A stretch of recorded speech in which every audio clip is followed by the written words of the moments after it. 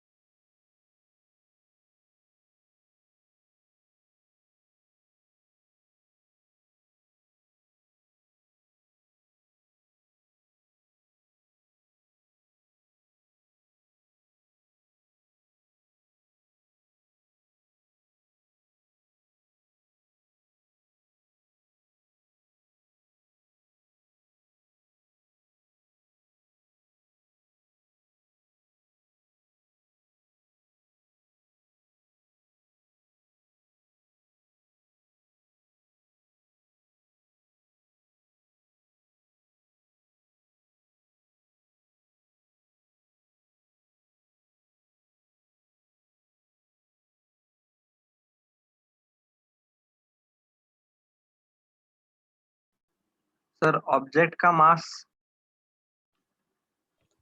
Good question. Object का मास दिया है नहीं दिया है, आपको याद है मैंने प्रीवियस लेक्चर में बताया था कि बहुत ही अच्छी बात होती है। हमने सॉल्व जरूर किया हुआ था, बट देखो यहाँ पर मैंने क्या बताया, यहाँ पर हमने कैलकुलेट किया था। याद है मैंने बताया था कि सेपरेट हम कैलकुलेट कर सकते हैं, बट रिमेंबर दिस कि जब हम फाइनल इक्वेशन लिखते हैं तो m क्या होता है एक्चुअल में, m क्या होता है एक्चुअल में, कैंसल। कैंसिल हो जाता है। तो that's why I have design this question. जानबूझकर मैंने मास नहीं दिया, because if I give mass you will be in a habit of directly first finding these two. But मैंने बताया कि you need to be careful, sometimes ये values नहीं दिए हैं, so you need to start with direct this equation.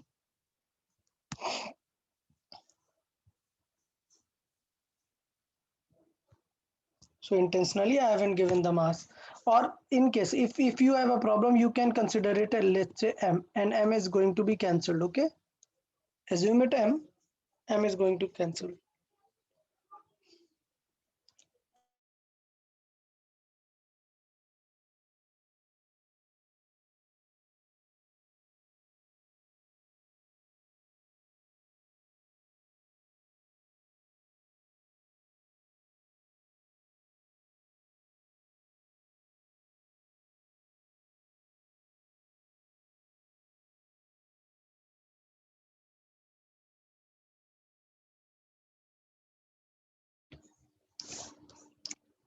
ठीक है, जिन लोग को समझ आ गया है जो सॉल्व कर रहे हैं दैट इज वेरी गुड, और जो लोग और थोड़ा सा हिंट चाहते हैं तो मैं और हिंट देता हूँ।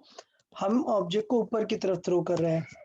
ये मैं हिंट दे रहा हूँ, जिन लोगों ने अभी स्टार्ट नहीं किया है सॉल्व करना वो देख सकते हैं। मैं आगे की तरफ इसे एक स्पीड दे रहा हूँ, तो पक्का सिंपल सी बात है, अगर ये आगे जा रहा है तो कंफर्म है कि फ्रिक्शन कहाँ लगेगा, पीछे लगेगा।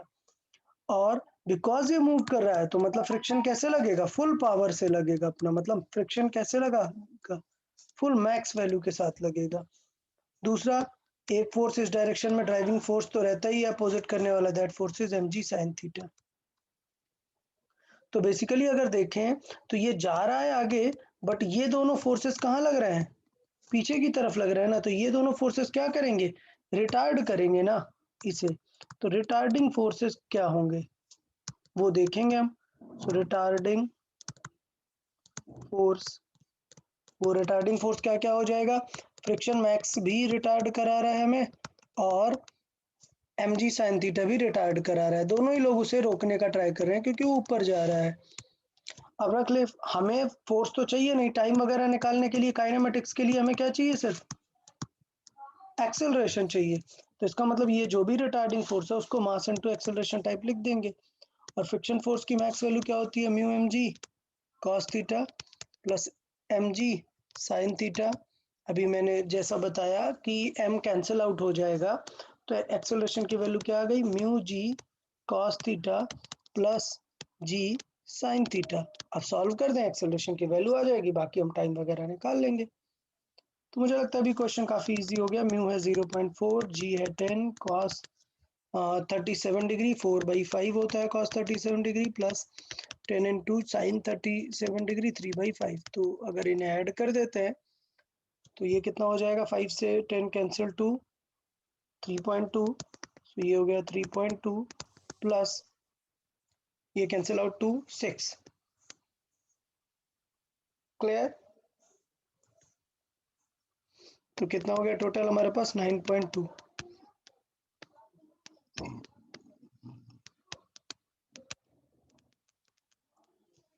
तो काफ़ी सारे स्टूडेंट्स ने आंसर कर दिया हुआ है, वेरी गुड यार।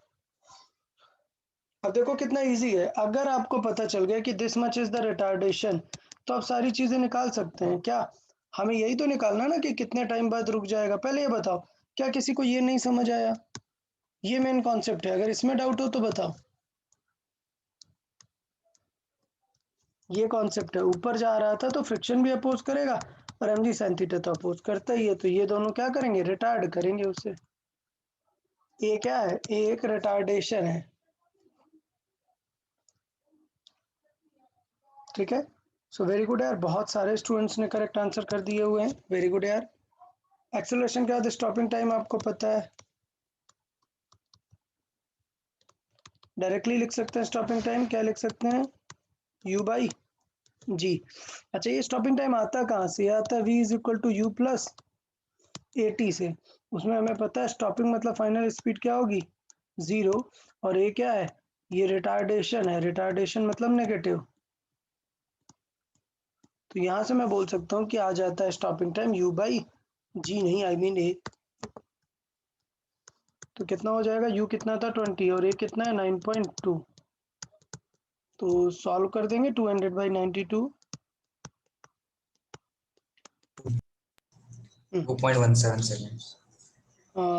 डिवाइड करेंगे तो कितना आ रहा है, 2.17। Okay good, very good. और स्टॉपिंग डिस्टेंस का फॉर्मूला क्या हो जाएगा,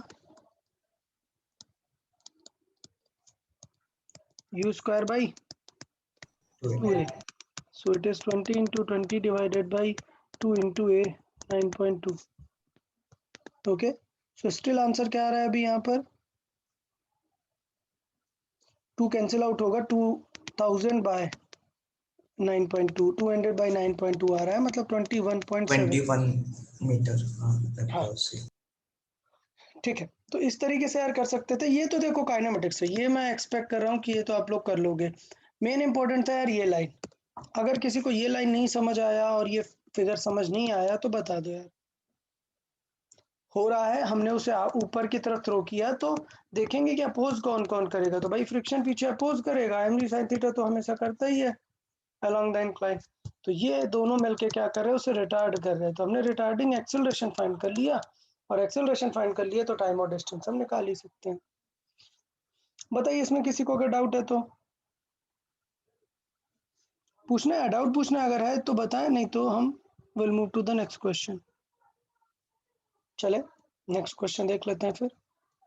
अटेम्प्ट करना है, ट्राई करना है करेक्ट करने का, और काफ़ी बार हम ऐसे क्वेश्चन डिस्कस कर चुके हैं, इस बार हम इंक्लाइन प्लेन पे डिस्कस करेंगे ये क्वेश्चन।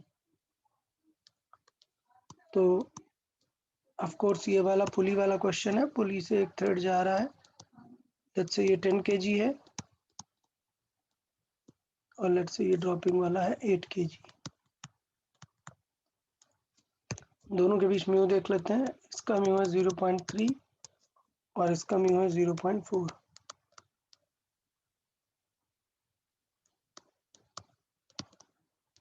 क्लियर, कोई टेंशन किसी को? ये है 37 डिग्री। चले बताएं, क्वेश्चन सिंपल है क्या? Find the acceleration, friction and tension. Find the acceleration, friction and tension. अच्छा, इस क्वेश्चन को देख के सबसे पहले दिमाग क्या जा रहा है? क्या आपको दोनों बॉक्सेस में फ्रिक्शन कैलकुलेट करना पड़ेगा? नहीं, बस 10 kg। सिर्फ 10 kg में? 10 kg में 8 kg में फ्रिक्शन क्यों नहीं कैलकुलेट करेंगे? मूविंग नहीं है। मूविंग नहीं, नॉर्मल नहीं है। हाँ, नॉर्मल नहीं आएगा। मूविंग मतलब नीचे गिर रहा है, आगे एक्सेलरेट नहीं हो रहा है, तो पीछे कुछ सूडो लगेगा ही नहीं। तो मतलब क्या है, कोई भी नॉर्मल रिएक्शन नहीं है। तो ये एक स्टार मार्क वाली बात है, there is no normal force for 8 kg block. तो उसके लिए फ्रिक्शन क्या होगा? फ्रिक्शन फॉर 8 kg ब्लॉक क्या आएगा? 0। इवन म्यू, म्यू से हमें कोई मतलब ही नहीं है। 8 kg वाले ब्लॉक के लिए क्या आएगा? फ्रिक्शन 0 आएगा। बाकी के लिए पूरा सॉल्व करना है। चलें जल्दी से इक्वेशन दोनों की बना के फ्रिक्शन वगैरह लिख के जल्दी से सॉल्व करें। चले ट्राई करें।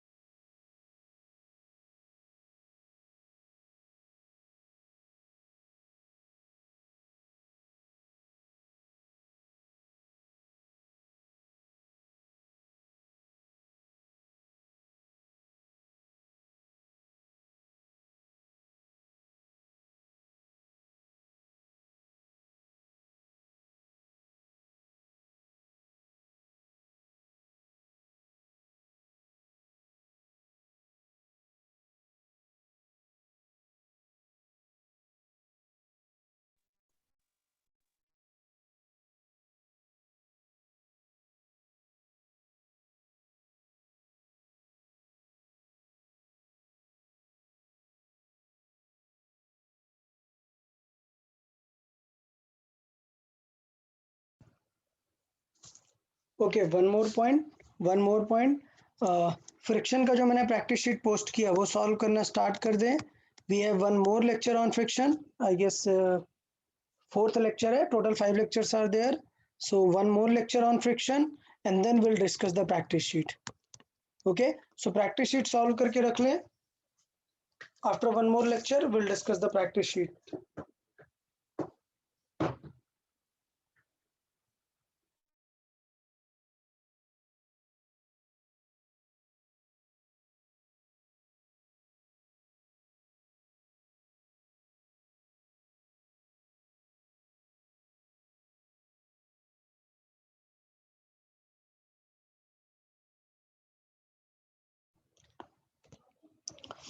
ओके, चलिए देख लेते हैं सॉल्विंग। जिन लोगों ने सॉल्व किया, आंसर किया हुआ है, दैट्स वेरी गुड। जिन लोगों ने अभी तक कंप्लीट नहीं किया हुआ है वो एक बार पहले देख लें। हमें पता है यार कि अगर इंक्लाइन प्लेन पे रखा हुआ है पहले, तो फोर्सेस बना लेते हैं। इधर पे क्या लग रहा होगा? टी। अच्छा, इस वाले बॉक्स की अगर बात करें, इस वाले बॉक्स को, तो इससे टी कहाँ लग रहा होगा? ऊपर लग रहा होगा टी। ठीक है, अच्छा टी हो गया, फिर क्या दिखाएंगे? M G. एम जी कितना लग रहा होगा इसे? 80। 80 इसे लग रहा होगा mg sin Sin theta. theta। sin theta. तो देखो बताओ mg sin थीटा 60। कितना आ रहा है 10 का 10 इंटू 10 इंटू 75। 37 कितना आ रहा है 4/5 3/5। सॉरी 3/5। तो ये कितना आ रहा है 60। 7 अच्छा 60। हाँ अभी सिचुएशन देखो। सिचुएशन ये है कि हमें नॉर्मल रिएक्शन भी चाहिए होता है फ्रिक्शन निकालने के लिए, तो हमने नॉर्मल बना दिया है। नॉर्मल कितना हो जाएगा mg 80। cos theta. तो बताओ यार mg cos थीटा सॉल्व करेंगे तो 10 इंटू 10 इंटू 4/5 क्या आ जाएगा 80। 80। ये आ गया 80। तो काफ़ी सारा काम तो हो गया। अब हमें बात आती है फ्रिक्शन लगाने की। तो हमने बोल दिया कि ये ब्लॉक कहाँ जा रहा है, नीचे जा रहा है। लेट से अगर नीचे जा रहा है, अगर नीचे जा रहा है तो इसका मतलब फ्रिक्शन कहाँ लग रहा होगा mg sin theta कहते हैं। mg sin very theta. Good very good यार वेरी गुड। तो इसका मतलब फ्रिक्शन कहाँ लग रहा होगा, पीछे की तरफ लग रहा होगा, अपोजिट डायरेक्शन में लग रहा होगा फ्रिक्शन। ठीक है। अच्छा नौ सबसे इंपॉर्टेंट चीज, solve both the blocks, both the blocks. अच्छा सॉल्व करने के बाद इफ a कम्स नेगेटिव, तो इसका मतलब क्या होगा, अगर a की वैल्यू सॉल्व करके नेगेटिव आ गई इसका मतलब डायरेक्शन ऊपर जा रहा है। रिवर्स। अपोजिट है। Direction opposite. या the true direction is opposite to the assumed, opposite to the assumed direction। अब देखना प्रॉब्लम, अब देखना प्रॉब्लम कि पहले क्या होता था एनएलएम में, क्या होता था अगर a इज इक्वल टू आ गया -3 तो हम क्या बोलते थे कि अगर हमने नीचे एज्यूम किया है और -3 आ गया मतलब कहाँ जा रहा है ऑब्जेक्ट, ऊपर। ऊपर जा रहा है। यहाँ पे स्टोरी बदल जाएगी यार, यहाँ पे स्टोरी बदल जाएगी। क्यों, क्योंकि अगर हमने डायरेक्शन बदल दी तो फ्रिक्शन बदल जाएगा ना। तो इसका मतलब ये है कि अगर हमें पता चला कि इस तरफ नहीं जा रहा है नीचे की तरफ जा रहा है, तो इसका मतलब फ्रिक्शन कहाँ लगने लगेगा, mg अपोजिट लगने लगेगा mg sin Opposite। थीटा के। तो इसका मतलब स्टोरी पूरी बदल जाएगी ना। तो एनएलएम में हम ऐसा करते हैं, अगर a इज इक्वल टू -3 आ गया तो हम क्या बोल देते हैं कि डायरेक्शन अपोजिट है और हमारा आंसर करेक्ट है। बट यहाँ पर नहीं, अगर यहाँ पर नेगेटिव आ गया है you need to resolve the question. ठीक है, so be careful, resolve the question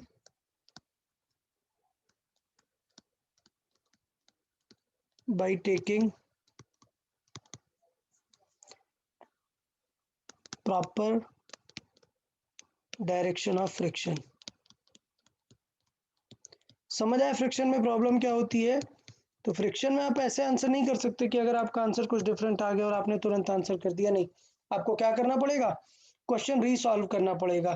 तो मुझे दिख रहा है कि ये नीचे इस तरफ जाने की टेंडेंसी है, बट अगर कभी नेगेटिव आ जाए तो याद रखना है कि तुरंत आंसर मत कर देना, क्या करना पड़ेगा, रीसॉल्व करना पड़ेगा। ठीक, चले अब फ्रिक्शन की भी वैल्यू निकाल लेते हैं। फ्रिक्शन की मैक्स वैल्यू कितनी है, सर हम इसको सिस्टम की तरह ट्रीट करके भी एक ही डायरेक्शन निकाल सकते हैं ना। हाँ इस सिस्टम की तरह ही ट्रीट करके निकालना है एक्चुअली, जो हमने पीछे सिखाया ना वो तो पॉइंट है। मैंने बताया कि आप अगर बिना कुछ किए एकदम आंख बंद करके सॉल्विंग कर दोगे तो आपको फाइनल आंसर पता ही चल जाएगा। बट हाँ जैसे आपने बताया कि इसको टोटल एक सिस्टम मानो, देखो ड्राइव कौन कर रहा है 80 kg, ये गिराने का ट्राई कर रहा है ना वेट, इसका वेट, ठीक है, इसका यस सर। 80 न्यूटन जो है 8 kg का 80 न्यूटन ड्राइव करना चाह रहा है, और इसको अपोज कौन कर रहा है, अपोज वाला mg sin थीटा और फ्रिक्शन। सो कितने अपोज है mg sin थीटा, ये कितना है 60। फ्रिक्शन मैक्स अभी एक सेकेंड हम निकाल लेते हैं, देखें फ्रिक्शन मैक्स कितना हो जाएगा 32। 0.4 32 ओके गुड इंटू 80। ठीक है 0.4 इंटू 80 कितना हो गया 32। तो फ्रिक्शन मैक्सिमम कितना लग सकता है 32।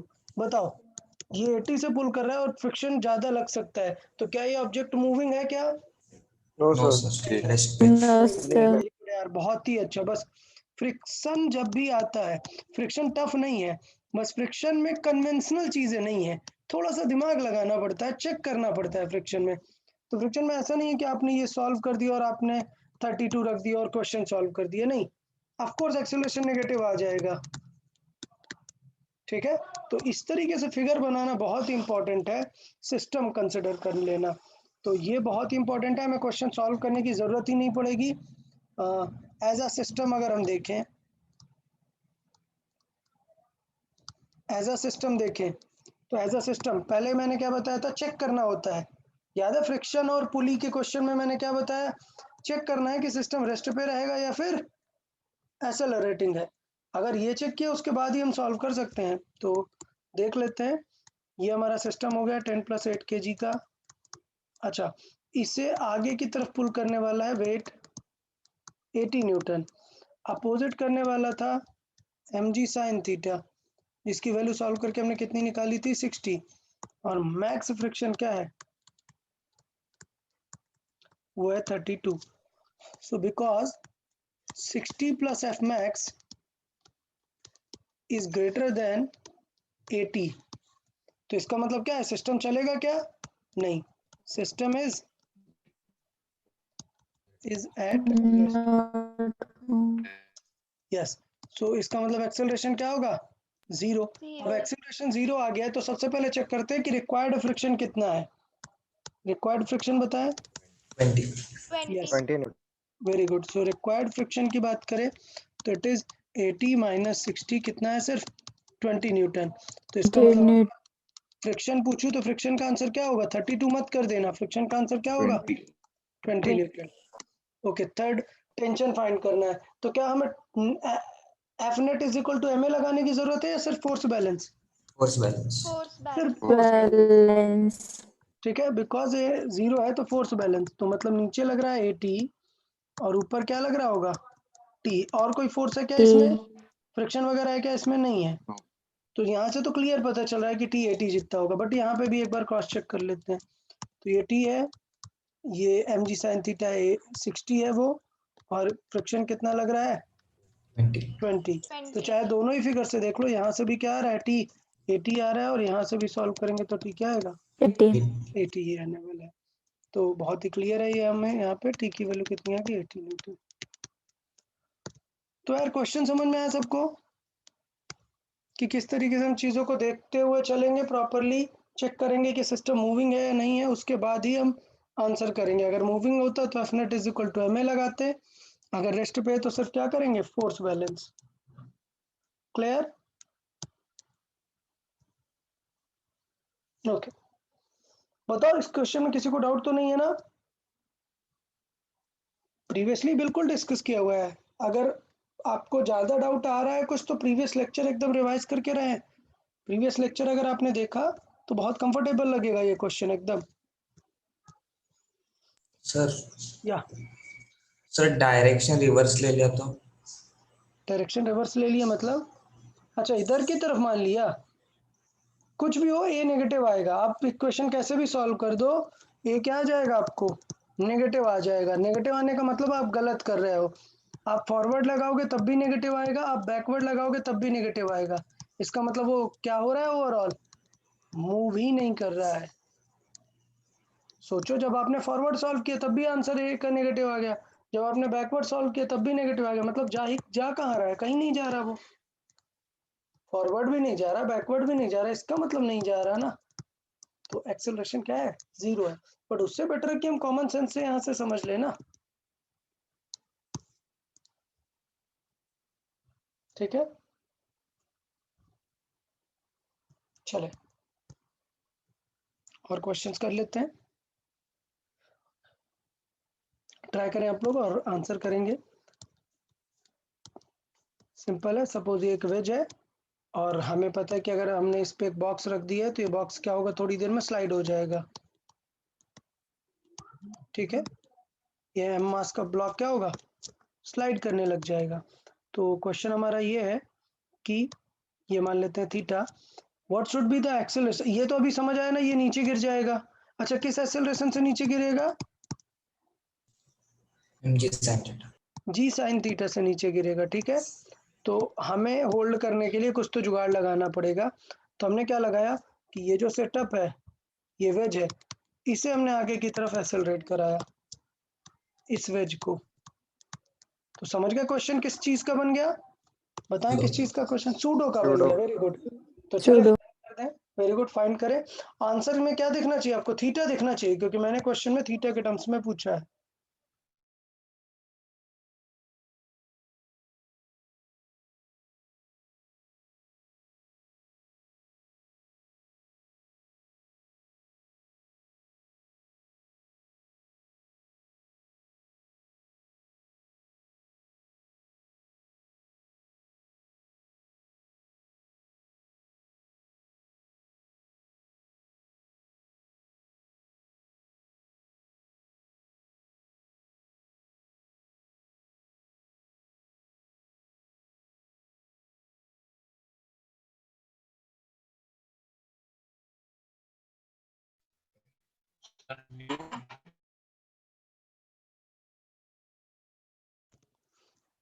ओके हाँ, तो आप लोग आंसर म्यू के टर्म्स में ही दे दें।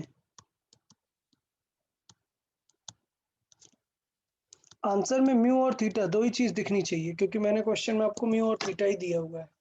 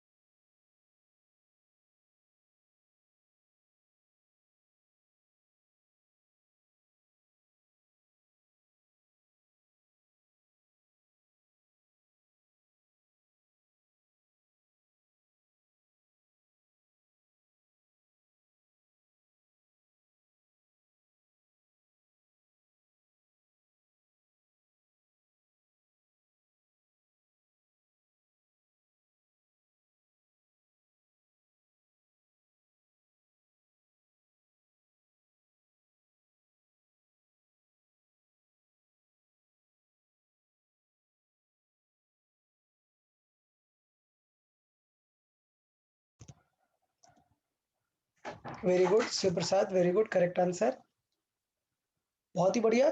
ये होता है फास्ट करना है, फास्ट सॉल्व करना है, ठीक है। एग्जाम में आप जब स्पीड से सॉल्व करोगे तब बहुत अच्छा सॉल्व कर पाओगे। इसलिए बोलता हूँ प्रैक्टिस शीट और डीसी पांडे दोनों अच्छे से सॉल्व करना है। अच्छा तो किसने डीसी पांडे सॉल्व करना स्टार्ट कर दिया फ्रिक्शन का? Raise your hands. Yes, sir. Okay good. बाकी लोग? Okay Samarjeet, Shiv Prasad, very good, Shanika, very good. यार स्टार्ट करना है यार, देखो मैंने बताया है। वेरी गुड रुचा, बहुत ही अच्छा है। मैंने आपको पहले भी बोला हुआ है ये चीज, क्या कि जैसे ये 2-3 लेक्चर हो गए, 2-3 lectures are enough in physics to start with questions, okay. और लेक्चर्स को बहुत परफेक्ट करना है यार, लेक्चर्स को परफेक्ट किया तो बहुत ही अच्छा हो जाता है। So till now I have got only one answer. बाकी लोग? Only Shiv Prasad has given. यार फोर्स अच्छे से, एफबीडी अच्छे से बना लिए तो कुछ करना ही नहीं है।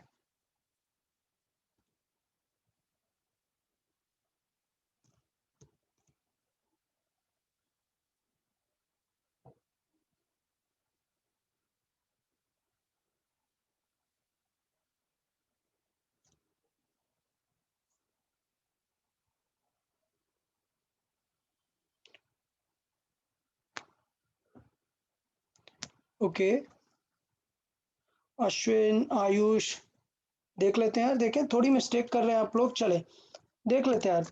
थोड़ा सा देख के लग रहा है कि थोड़ा सिली मिस्टेक्स हो रही हैं। कार्तिक, थोड़ा मिस्टेक कर रहे हो यार आप लोग। चले देखते हैं यार, देखें ये बॉक्स बना हुआ है और सिस्टम कहाँ जा रहा है? सिस्टम आगे की तरफ जा रहा है, तो बताओ सूडो कहाँ लगेगा इसे? पीछे। पीछे. पीछे की तरफ, मतलब डायरेक्शन क्या पीछे की तरफ। पक्का? इसमें किसी को डाउट? ये फोर्स एक लगेगा F is equal to M into A का सूडो फोर्स, सूडो लगेगा। अच्छा, बाकी दो फोर्सेस कैसे कैसे लग रहा है वो बना लेते हैं। यहाँ पर एक कंपोनेंट क्या आ रहा है, mg G sine sine theta. mg sin theta को बचाना है। अच्छा, उसके बाद हमें पता है कि रियल में mg लग रहा था यहाँ पे, बट हमने उसके कर लिए थे कंपोनेंट mg sin थीटा और mg cos cos theta. Theta. cos theta. अच्छा, अभी बताओ साइन थीटा को बचाने के लिए सिर्फ फ्रिक्शन आएगा या ये भी हेल्प करेगा? ये भी हेल्प करेगा ना, इसका भी कंपोनेंट करेंगे, इसका भी कंपोनेंट करेंगे। तो कंपोनेंट करने के लिए दिख रहा है ना कि यार ये अगर थीटा एंगल है तो ये भी एंगल क्या होगा, थीटा। तो इसका मतलब इस डायरेक्शन में कौन सा कंपोनेंट आएगा इसका, MA cos theta. M A cos theta. Very good यार, very good, M A cos theta. और इस डायरेक्शन में क्या आएगा, MA sin theta. M A sine theta. Very good यार, वेरी गुड, बहुत ही अच्छे। अब एक लास्ट फोर्स बचा है, बताओ एक लास्ट फोर्स इस तरफ लग रहा होगा, नॉर्मल।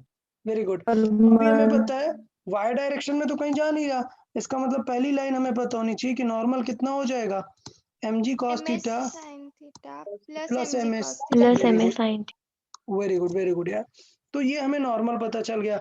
अभी एक फोर्स मिसिंग है, नॉर्मल है तो एक फ्रिक्शन भी लग रहा है, तो फ्रिक्शन अपोज कर रहा होगा ना इसका, क्योंकि हमें नीचे मूव कराना है उसे, तो हमें जस्ट होल्ड करने का ट्राई करना है mg sin थीटा से बचाने का, तो फ्रिक्शन उसे अपोज कर रहा होगा। तो इसका मतलब क्या है, अगर मैं देखूं तो F net is equal to 0 के लिए दोनों को बैलेंस करना चाहिए। तो mg sin थीटा को कौन बैलेंस करने वाला है, दो Friction force. plus MA cos theta. Very good, M A cos theta. Friction plus M A cos theta.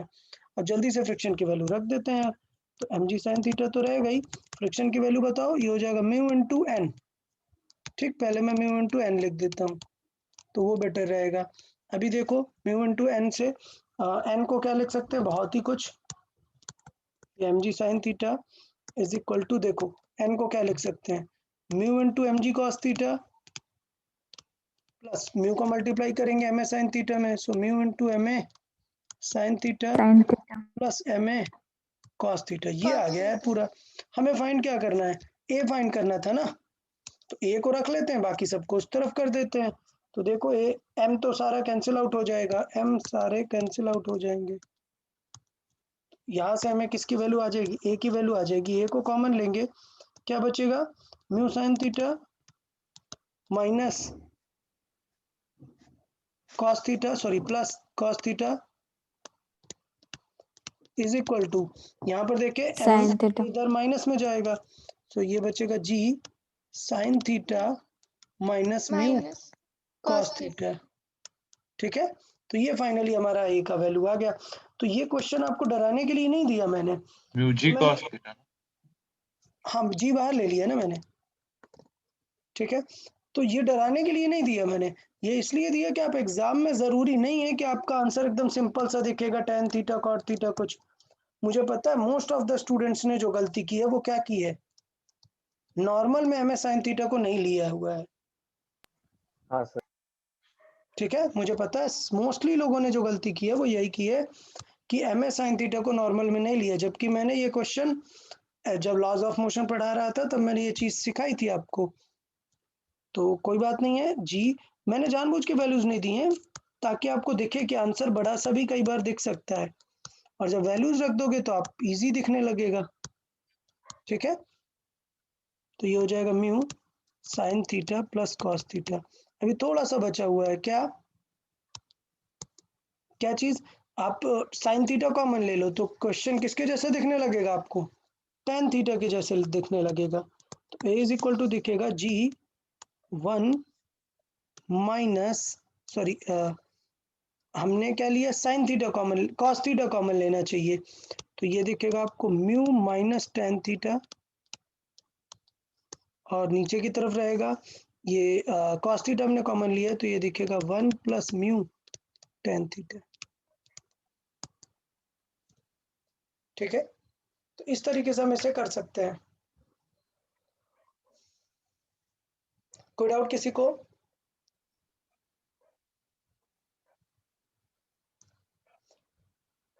तो मैंने जानबूझ के वैल्यूज नहीं दी थी। सेम रिजल्ट आता है किसमें, जब इस तरीके से एक व्हीकल टर्न हो रहा होता है कि इंक्लाइंड रोड पे, तो वहां पे भी एक सूडो लगता है ना ए का, तो उस फॉर्मेट में भी हम यहाँ पर कर सकते हैं और रिजल्ट जो है उसी के फॉर्मेट का पूरा आ रहा है। बताइए किसी को कोई डाउट यहाँ तक?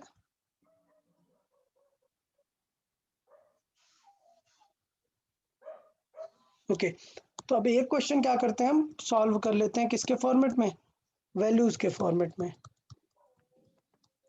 ठीक है, तो वैल्यूज के फॉर्मेट में सॉल्व कर लेते हैं।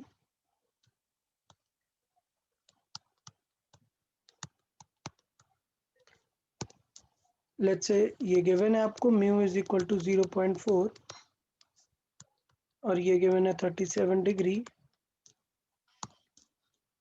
और इसे हम आगे की तरफ एक्सेलरेट करा रहे हैं ए से। Find the range of acceleration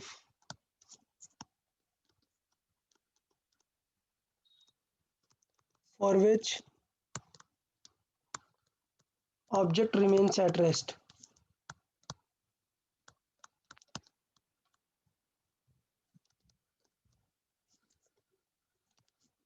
अच्छा देखो, with respect to which,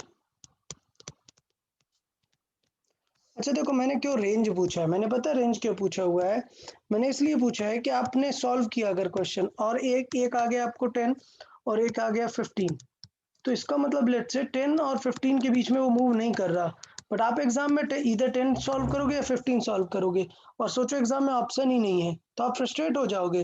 but आपको याद रखना है कि ये एक रेंज यहाँ पर आती है, तो इसका मतलब अगर एग्जाम में आंसर 12 है तो 12 पे भी मूव नहीं करेगा, इसलिए मैंने रेंज फाइंड करने को दी है।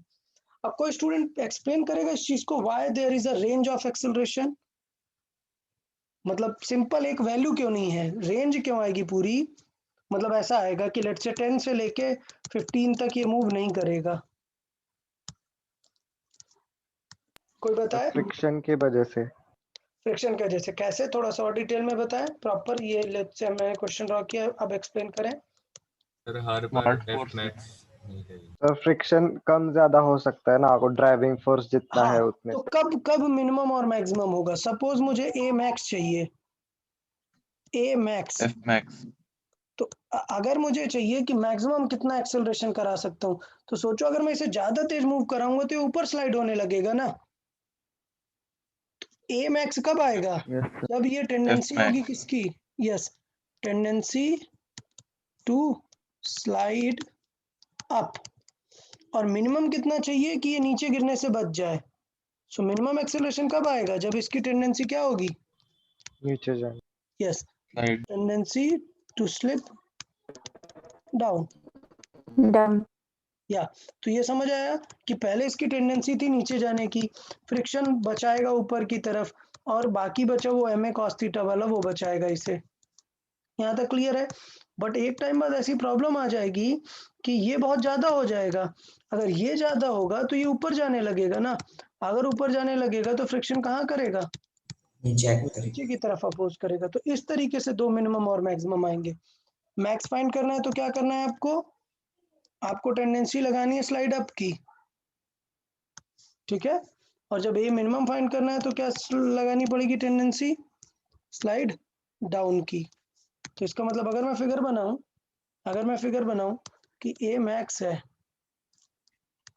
मैक्स एक्सेलरेशन कितना होगा, तो मतलब टेंडेंसी कहाँ की है उसकी, बहुत ज्यादा कर दिया एक्सेलरेशन तो ऊपर जाने लगेगा, तो ऊपर जाने की टेंडेंसी है, तो यहाँ पर क्या होगा, अभी मैंने जस्ट अभी देखा था कि ये एम ए है, तो ये थीटा है, तो ये क्या था, एम ए कॉस थीटा, तो एम जी साइन थीटा तो नीचे रहेगा, और फ्रिक्शन भी क्या आ जाएगा इस बार, नीचे। नीचे की तरफ आ जाएगा, फ्रिक्शन भी आएगा नीचे की तरफ, जबकि अगर हम क्वेश्चन सॉल्व कर रहे हैं ये वाला, कि ऊपर वाला जो फोर्स है वो काफी स्लो है, तो अगर एम ए कॉस थीटा काफी कम है, एम ए कॉस थीटा क्या है, काफी कम है, तो फिर फ्रिक्शन भी उसको सपोर्ट करेगा एम जी साइन थीटा से बचाने के लिए, तो इसका मतलब फ्रिक्शन भी लगेगा किससे, एम जी साइन थीटा से बचाने के लिए। समझ आया सबको कि क्यों ए मैक्स और क्यों ए मिनिमम आने वाला है, दोनों की इक्वेशन बना के ए मैक्स और ए मिनिमम फाइंड कर सकते हैं। तो पहले बताओ कॉन्सेप्ट समझ में आया कि क्यों एक रेंज आने वाली है? Yes sir. गुड। थीटा पता है, म्यू पता है, सब कुछ पता है, जल्दी से रेंज सॉल्व कर दो। चलो I need the numerical value this time. Solve करें सब लोग।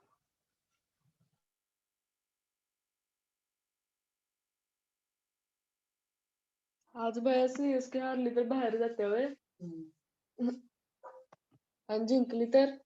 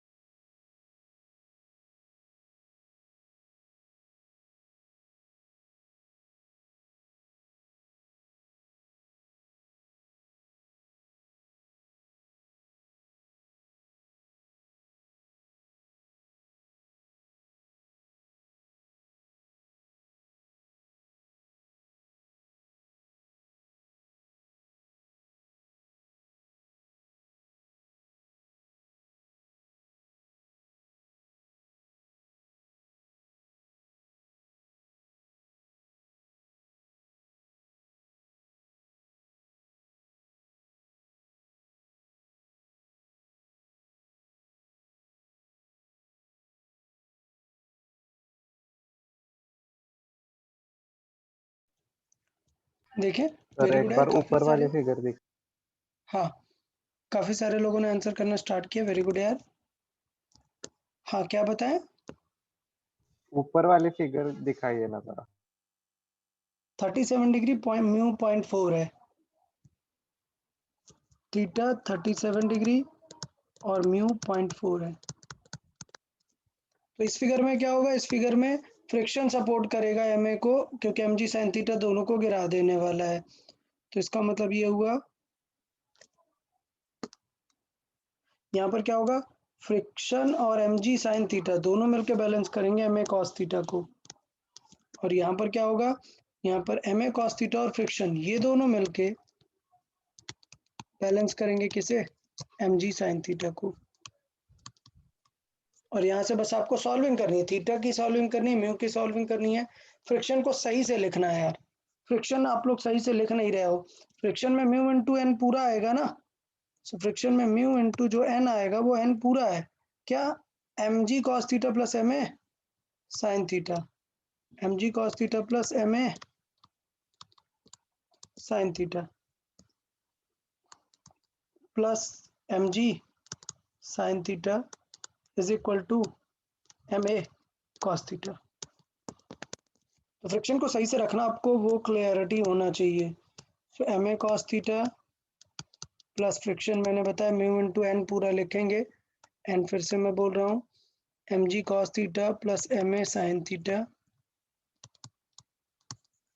Is equal to M G sine theta. अभी देखो यार एम तो सबसे कैंसिल आउट हो जाने वाला है दोनों साइड से, बाकी बस बेसिक सॉल्विंग ही है, वो हम कर लेते हैं।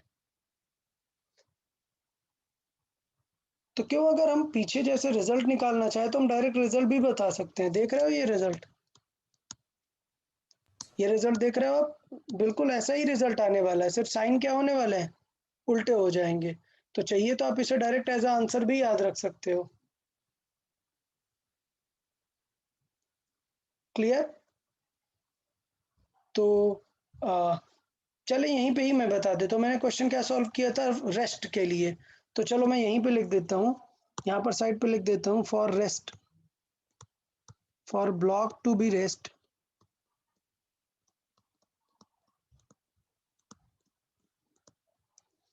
ए मिनिमम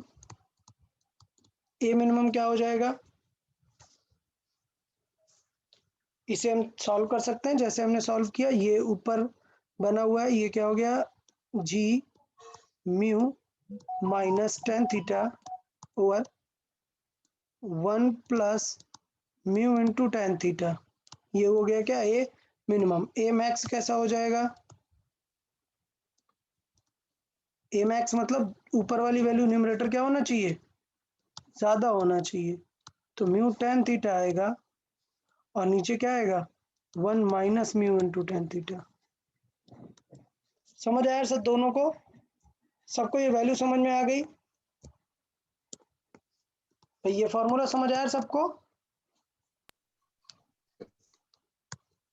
हाँ, तो इधर से अगर हम सॉल्व करेंगे तो यही दोनों रिजल्ट आने वाले हैं। पॉइंट समझ आया, आप ट्राई करो, पूरा वही रिजल्ट आने वाला है, तो आप इसको डायरेक्ट भी याद रख सकते हो। अच्छा, ये इतना टफ भी नहीं है, आप देखो tan a माइनस बी के फॉर्मूले जैसा है। tan लेमडा माइनस थीटा का फॉर्मूला क्या आएगा, ये आएगा tan lambda minus tan theta 1 plus over 1 minus 1 plus tan lambda into tan theta. बताओ ये क्या है, tan लेमडा क्या चीज है, लेमडा फ्रिक्शन एंगल है, ठीक है, वो किसके जैसा होता है, म्यू के जैसा होता है, तो इसलिए मैंने उसे रिप्लेस करके ये बताया। तो ये एज अ कॉन्सेप्ट ऐसे माइंड में रख सकते हो कि याद कैसे रख लेना है। याद रख लोगे एग्जाम में तो इक्वेशन नहीं बनानी पड़ेगी, डायरेक्ट लिख सकते हो। और अगर डायरेक्ट नहीं लिखना चाहते तो एग्जाम में क्या बनानी पड़ेगी, ये इक्वेशन बनानी पड़ेगी, सॉल्व कर दो तुरंत आंसर आ जाएगा। डन, किसी को डाउट इसमें, तो एक बार ट्राई कर लेते हैं। ये सारा m तो सबसे कैंसिल आउट हो गया है और a की वैल्यू हम यहाँ पर कॉमन ले लेते हैं। तो हमने जो सॉल्व किया था a इज इक्वल टू क्या आ जाता है g, ऊपर मिनिमम चाहिए तो म्यू आएगा, मतलब म्यू कितना 0.4 माइनस टेन थीटा कितना हो जाएगा, थीटा क्या है 0.75 हाँ, सो 1037 हो जाएगा 3/4, सो ये हो गया 3/4। ये हम मैक्स निकाल रहे हैं मिन निकाल रहे हैं, इस तरफ मैक्स निकाल मैक्स निकाल रहे हैं, तो ऊपर ऐड होगा और नीचे सब्ट्रैक्ट होगा। 16 पॉइंट समथिंग अप्रॉक्स आता है। ओके ओके, चेक कर लेते हैं। तो जी हो गया हमारा 10 इंटू ये हो गया 16 1.6 मतलब 4.6 ओवर 4 ओवर ये 0.3 आ जाएगा, मतलब 0.7 आ जाएगा, ठीक है। तो ये कितना हो गया, nearly a is equal to कितना हो गया, 2 से कैंसिल आउट हो जाएगा 23, सो 23 डिवाइडेड बाई 2 रिमेनिंग आ जाएगा 1.4, ये आ जाएगा मैक्सिमम एक्सेलरेशन। क्लियर है यार सबको, ये आ गया मैक्सिमम एक्सेलरेशन। सेम मिनिमम कितना हो जाएगा, वही g इंटू सेम चीज 0.4, बट इसे नेगेटिव कर देंगे और नीचे पॉजिटिव, तो कितना आ गया 10 इंटू 1.6, ये नेगेटिव आ रहा है, नेगेटिव आ रहा है, इसका मतलब थोड़ा गड़बड़ है, फॉर्मूले में दिस माइनस दिस होगा, ठीक है। फॉर्मूला अगर हम सही से देखेंगे तो हमने सही से ध्यान नहीं दिया, फॉर्मूले में यहाँ पर क्या आने वाला है, यहाँ पर म्यू माइनस टेन थीटा नहीं, क्या आएगा tan theta minus mu type आएगा, क्योंकि नेगेटिव नहीं हो सकता ना।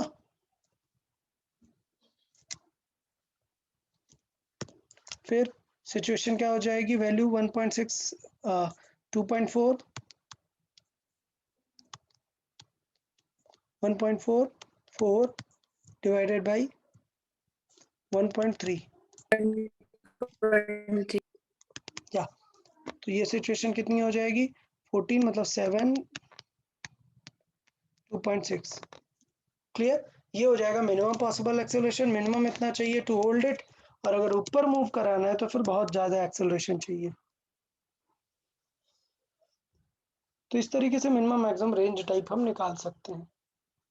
तो मुझे लगता है सिंगल ब्लॉक, इंक्लाइन, शूडो और स्ट्रिंग सारे टाइप के जो है क्वेश्चन हमने कवर कर लिए हैं। आप लोग एक बार नोट्स फिर से रिवाइज करें और प्रैक्टिस शीट सॉल्व करें, कुछ भी डाउट रहता है तो पूछ सकते हो, टेंशन नहीं लेना है कभी। अभी बताएं ये कॉन्सेप्ट ओके है, नेक्स्ट कॉन्सेप्ट पे चलें। ओके, तो वेज वाला हमारा प्रॉब्लम कंप्लीट हुआ, वेज ब्लॉक, ये प्रॉब्लम हमारा ओके हुआ। अब थोड़ा सा हम और थॉटफुल क्वेश्चन की तरफ चलेंगे, those are two block problem.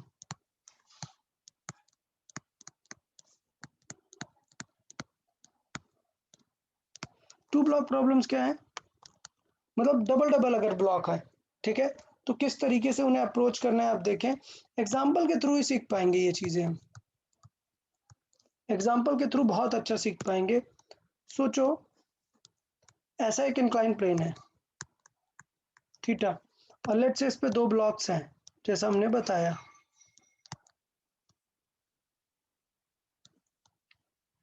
ठीक, ये मान लेते हैं m1 है और ये m2 है, और मान लेते हैं दोनों का अपना अपना फ्रिक्शन है, इसका फ्रिक्शन कितना है μ1 है और इसका फ्रिक्शन क्या है μ2।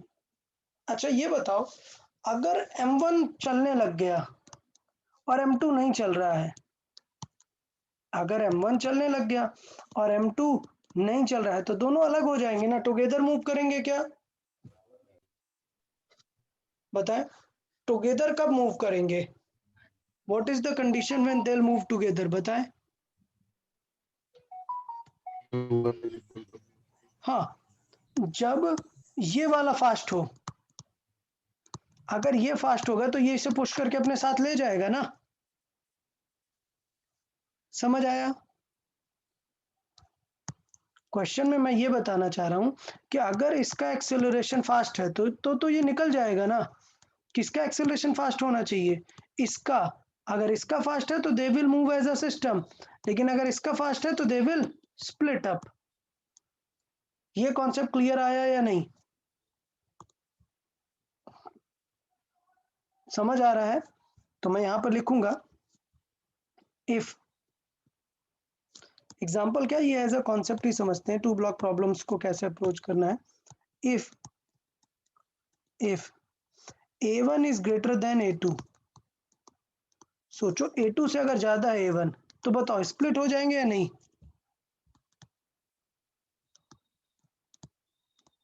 Yes sir. Yes, sir. तो दे विल स्प्लिट अप, तो अगर स्प्लिट हो गए तो नॉर्मल रिएक्शन क्या हो जाएगी, जीरो, समझ आया। इफ अगर a1 a2 हो जाए बराबर तो दे विल मूव टुगेदर, मान लो बराबर हो गया कुछ a, so they will move together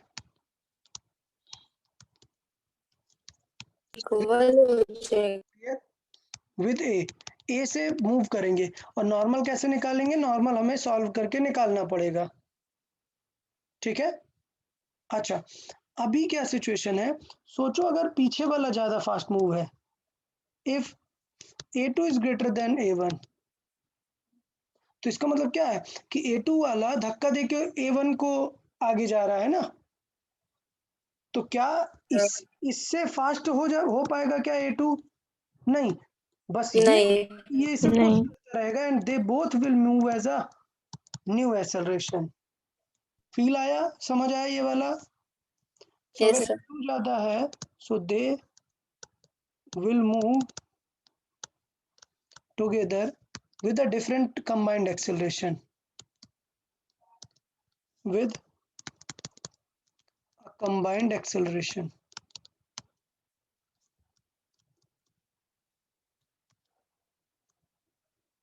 अच्छा अब ये बताओ पता कैसे चलेगा कि किसको कितना नीचे की तरफ एक्सेलरेशन लग रहा है, एक्सेलरेशन तो दोनों को ड्राइविंग एक्सेलरेशन दोनों का कितना है जी साइन थीटा, ड्राइविंग एक्सेलरेशन कितना है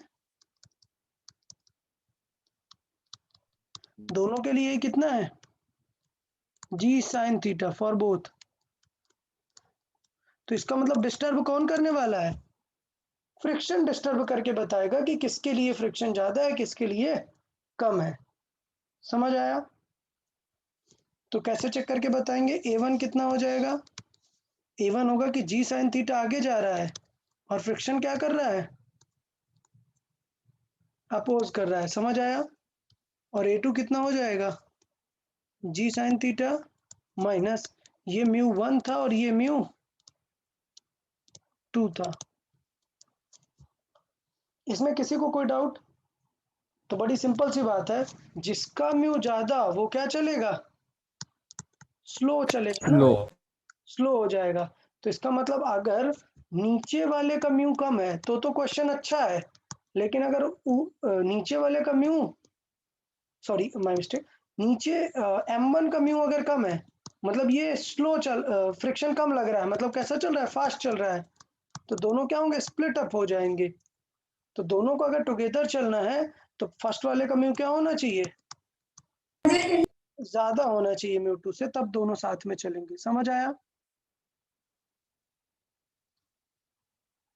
भाई? क्लियर है? इसमें कोई डाउट किसी को? Yes sir. ओके, तो इसका मतलब ये हो गया कि A1 is greater than A2 का मीनिंग ये हो गया, क्या हो गया कि one mu one is greater than mu two, का मतलब इस पे रेजिस्टेंस ज्यादा लगेगा, इसलिए ये क्या हो जाएगा, स्लो हो जाएगा। ठीक है, और दोनों सिस्टम मूव करेंगे। तो क्वेश्चन में हमसे यही सब पूछता है कि नॉर्मल रिएक्शन बताओ, सिस्टम बताओ, तो हम चेक करके कर लेंगे। तो चले एग्जांपल दें, फिर ट्राई करेंगे आप लोग। चले तो देख लेते हैं question.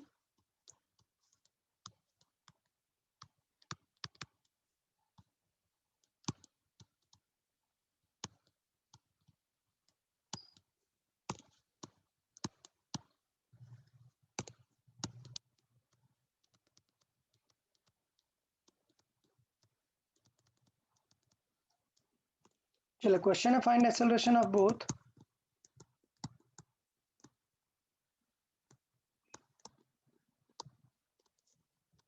both and normal reaction।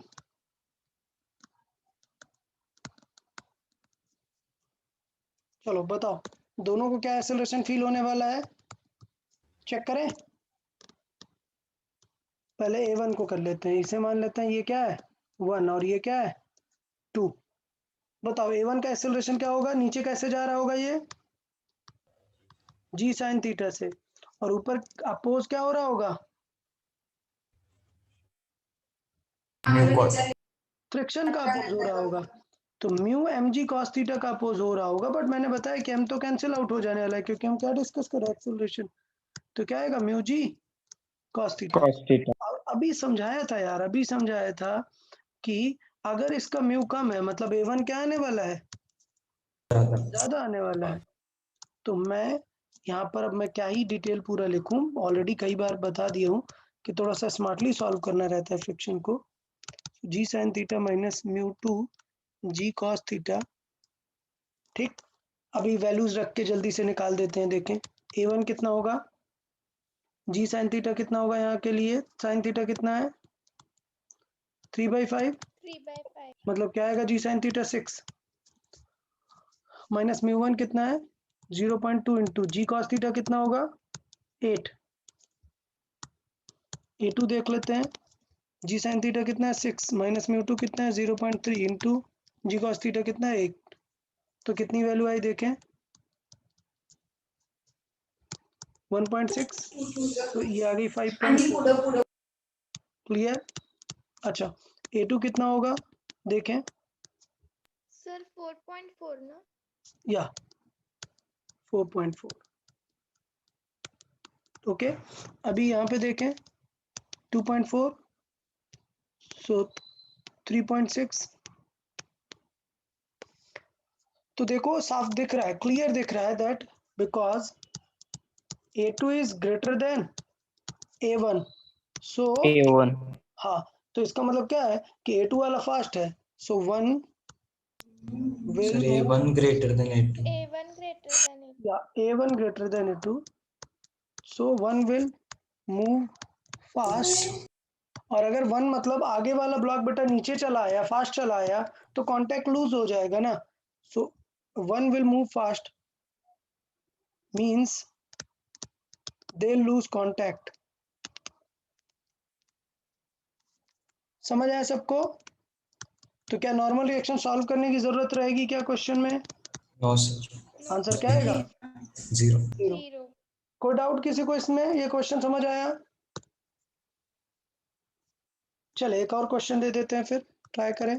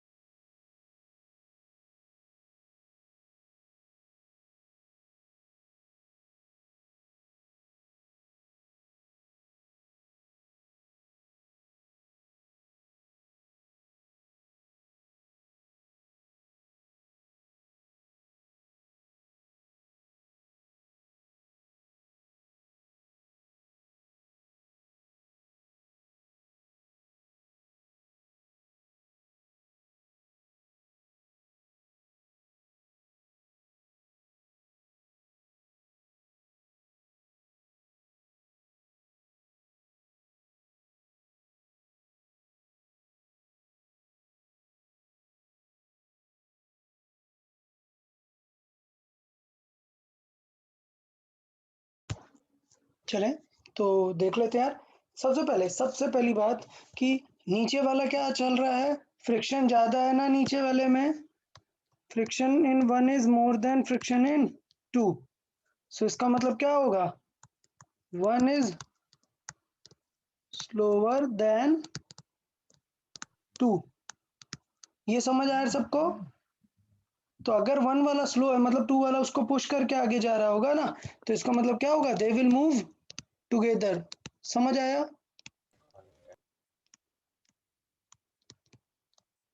तो ये बताओ, क्या क्या मुझे अलग से A1 A2 फाइंड करने की जरूरत है क्या?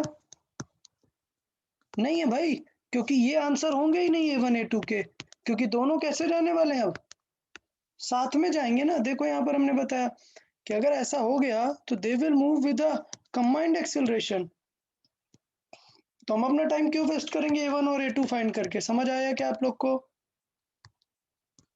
जब ये दिख रहा है कि पहला वाला फ्रिक्शन ज्यादा है मतलब पहला वाला स्लो है, तो दूसरा उसे पुश करके आगे निकलेगा और साथ में चलेंगे दोनों। तो इसका मतलब हमें कैसे सॉल्व करना है question, combined system. System solve करना है। 5 + 10 कितना, 15 का सिस्टम। तो बताओ यार mg sin थीटा कितना लगेगा नीचे की तरफ, mg sin थीटा निकाल लेते हैं जल्दी से। mg 15 × 10 × sin थीटा कितना होगा, 37 है, 3/5। क्लियर? तो कितना आ गया, 90। अब बताओ फ्रिक्शन कितना लगेगा, फ्रिक्शन फ्रिक्शन तो दोनों का अलग अलग लगेगा ना, दोनों का नॉर्मल और म्यू अलग अलग है। तो फ्रिक्शन क्या होगा, F1 + F2। डन। तो हमें चाहिए, क्या चाहिए, ए सिस्टम का क्या आ जाएगा, ये आगे की तरफ जाने वाला है। A = क्या आएगा सिस्टम का, F net/m टोटल। डन। और नेट फोर्स मतलब क्या होगा, total mg sin theta that is 90 minus दोनों फ्रिक्शन। चलो दोनों फ्रिक्शन फाइंड करते हैं। F1 फाइंड करें। F1 क्या होगा, μ1 m1 g cos थीटा। समझ आया सबको? तो μ1 कितना है, 0.4, m कितना है 10, g कितना है 10, cos थीटा कितना है 4/5। किसी को कोई डाउट इसमें?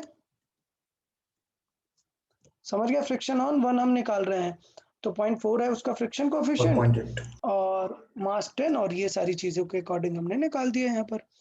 तो कितना हो गया ये, 32। क्लियर? अच्छा F2 निकाल देते हैं। F2 क्या हो जाएगा देखें, F2 क्या होगा, μ2 m2g इंटू कॉस थीटा। बताओ μ2 कितना है, 0.2 इंटू m2 कितना है 5 इंटू g कितना 10 इंटू कॉस थीटा कितना 4/5। समझ आया सबको? तो ये कितना आ गया 8। देख रहे हो इस पे फ्रिक्शन कितना कम है, तो देखो टोटल कितना हो जाएगा, 90 माइनस 32 + 8 कितना आया, 50 डिवाइडेड बाई कितना था, 15। समझ आया सबको? एक्सेलरेशन कितना आ गया, 10/3। किसी को कोई डाउट इसमें?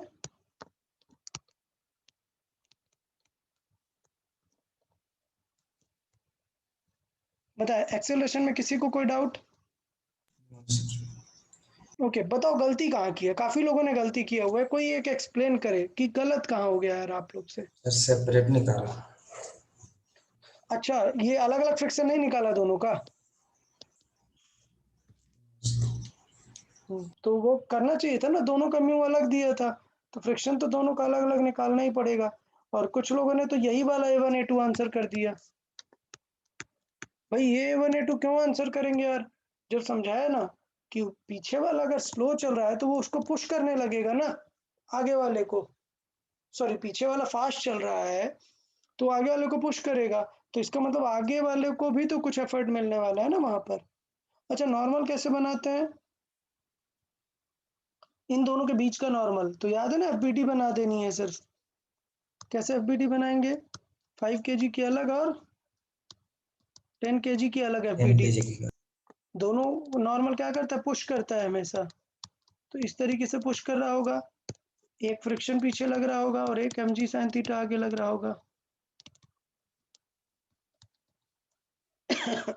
इस पे भी क्या होगा, एक आगे की तरफ mg sin थीटा लग रहा होगा, छोटे वाले का mg sin थीटा 5 kg का, और इस पे फ्रिक्शन पीछे की तरफ लग रहा होगा F2।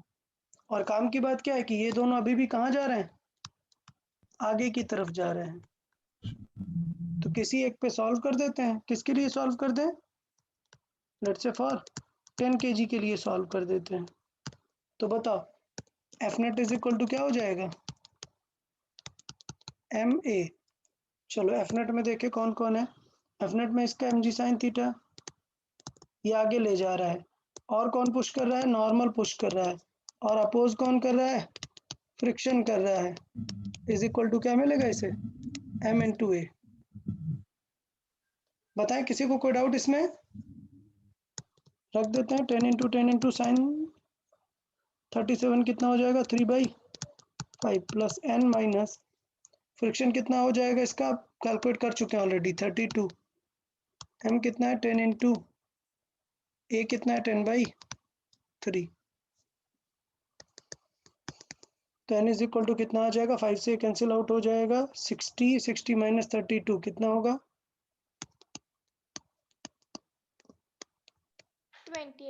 28। ठीक है, और अभी हमने इसे सॉल्व कर दिया 3 से, तो कितना हो गया 100 माइनस 72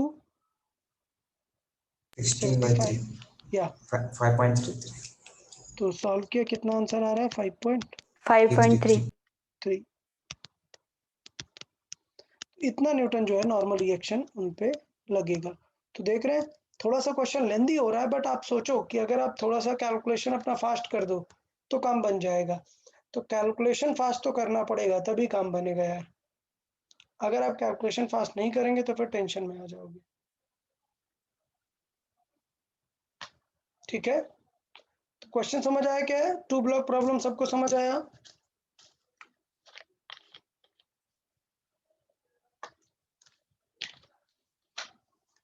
चलिए 2 ब्लॉक प्रॉब्लम पे अब दूसरा स्पेशल पॉइंट देखते हैं। लेट्स से ये हम टाइप पे बात कर लेते हैं। This is type 1। 2 block problem का एक टाइप है ये। टाइप 2 बात करते हैं।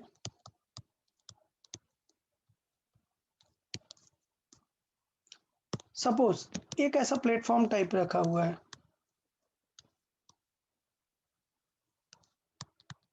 ठीक है, और इस पे हमने कोई एक ऑब्जेक्ट को स्लाइड करा दिया।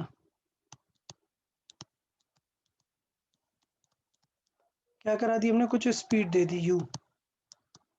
अब बताओ क्या होगा सिचुएशन, अगर हमने इस प्लेटफॉर्म को, मान लेते हैं इस प्लेटफॉर्म का लेंथ क्या है l है,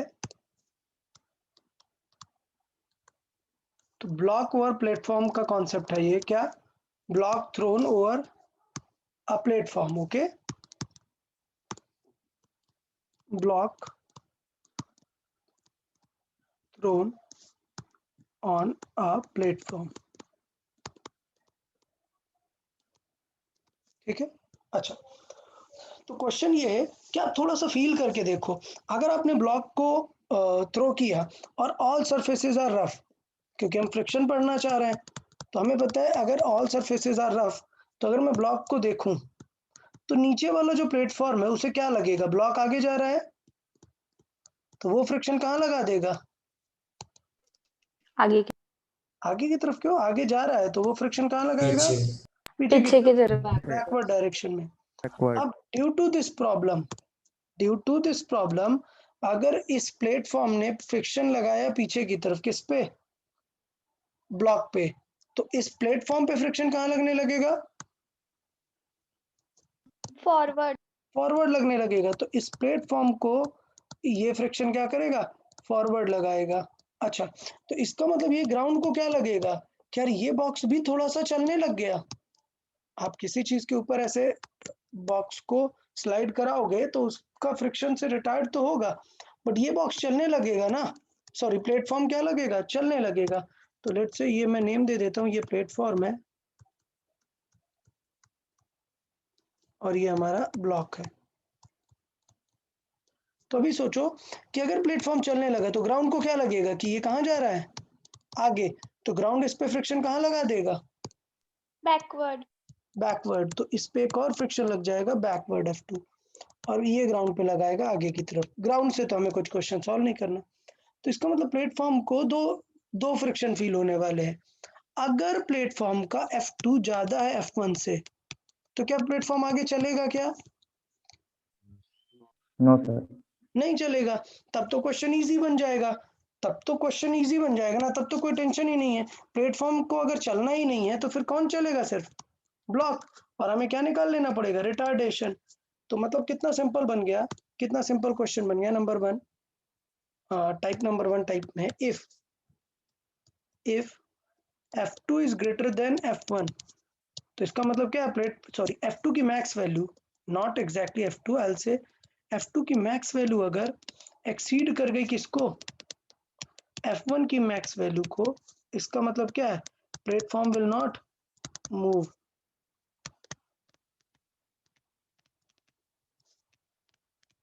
और अगर प्लेटफॉर्म मूव नहीं होने वाला है तो बड़ी सिंपल सी बात है, ब्लॉक कब उसे क्रॉस कर देगा, ये सब कुछ, ये तो इजी हो जाएगा ना। तो रिटार्डेशन ऑफ ब्लॉक क्या हो जाएगा,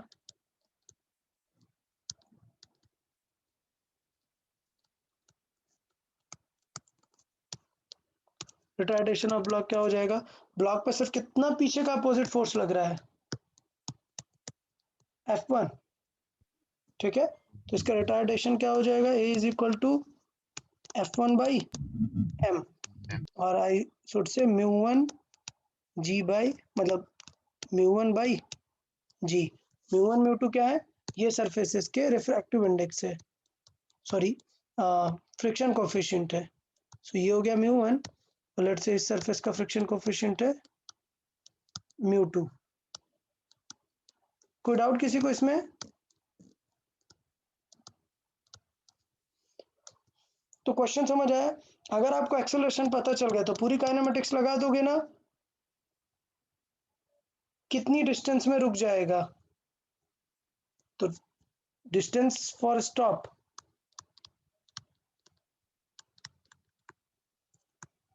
समझ आया, स्टॉपिंग डिस्टेंस क्या हो जाएगी, U square by 2 U square by 2 2. mu1 G। हाँ, अच्छा, इफ स्टॉपिंग डिस्टेंस अगर ये L से ज्यादा है तो क्या होगा, वो प्लेटफॉर्म से गिर जाएगा, अगर L से कम है तो पहले ही कहीं पर रुक जाएगा। समझ आया? तो अगर स्टॉपिंग डिस्टेंस है उसकी 20 मीटर और प्लेटफॉर्म हमारे पास 15 मीटर का है, मतलब वो गिर जाएगा ना प्लेटफॉर्म से। समझ आया क्वेश्चन भाई, ये समझ आया?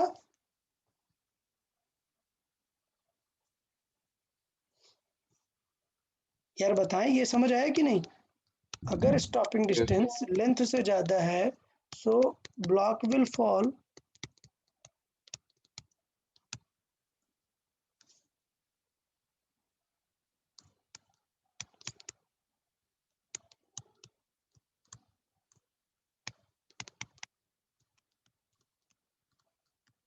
ओके। तो बताए, मतलब ये क्वेश्चन एकदम इजी हो गया ना, अगर नीचे वाला ये मूव नहीं करेगा तो क्वेश्चन कितना इजी हो गया, टेंशन ही नहीं है। बट नंबर टू, इफ इधर F2 0 है, मतलब सोचो ग्राउंड उसे रोक ही नहीं रहा है, तो किससे चलेगा, F1 से चलेगा। सो इफ F2 इधर F2 is equal to 0 or F1 is greater than F2, then platform will move.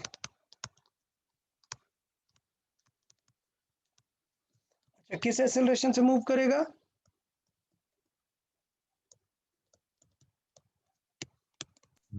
u2 by हाँ, सो किस एक्सेलरेशन से मूव करेगा, ये friction 1 minus friction 2 upon capital M बोल देते हैं, ठीक है। So friction 1 minus friction 2 upon capital M। अब आप लोग सोचोगे डायरेक्ट मैंने μ1G और μ2G क्यों नहीं लिख दिया इस तरीके से, क्योंकि आपको समझना चाहिए कि F2 पे जब लिखोगे तो n क्या आएगा, ये आएगा ना। समझ आया सबको? जो नॉर्मल रिएक्शन होगी वो तो दोनों को मिला के होगी ना बॉटम पर। क्लियर है सबको? तो लेट से इसका मास है स्मॉल m और इसका मास क्या है, कैपिटल M। कोई डाउट किसी को इसमें? तो इस तरीके से हम उसका एक्सेलरेशन फाइंड कर सकते हैं। दोनों के F1 F2 की वैल्यू अच्छे से हमें लिखनी पड़ेगी। अच्छा प्रॉब्लम देखो, प्रॉब्लम अगर ये प्लेटफॉर्म भी चलने लग गया तो देखो क्या प्रॉब्लम होगी। सोचो बॉक्स चल रहा है 2 के एक्सेलरेशन से और प्लेटफॉर्म चल रहा है 0.5 के एक्सेलरेशन से, तो क्या लग रहा है ये किस स्पीड से कवर कर रहा होगा? 1.5। Very good, 1.5। मतलब हमें अभी भी प्लेटफॉर्म का एक्सेलरेशन आने के बाद भी हमें क्वेश्चन कैसे सॉल्व करना है, रेस्ट टाइप सॉल्व करना है, बट क्या करके, रिलेटिव एक्सेलरेशन के साथ सॉल्व करना है। समझ आया? अगर दोनों ऑब्जेक्ट है तो कैसे सॉल्व करना है, रिलेटिव। तो पहले मैं एक्सेलरेशन ऑफ प्लेटफॉर्म निकाल देता हूँ अच्छे से।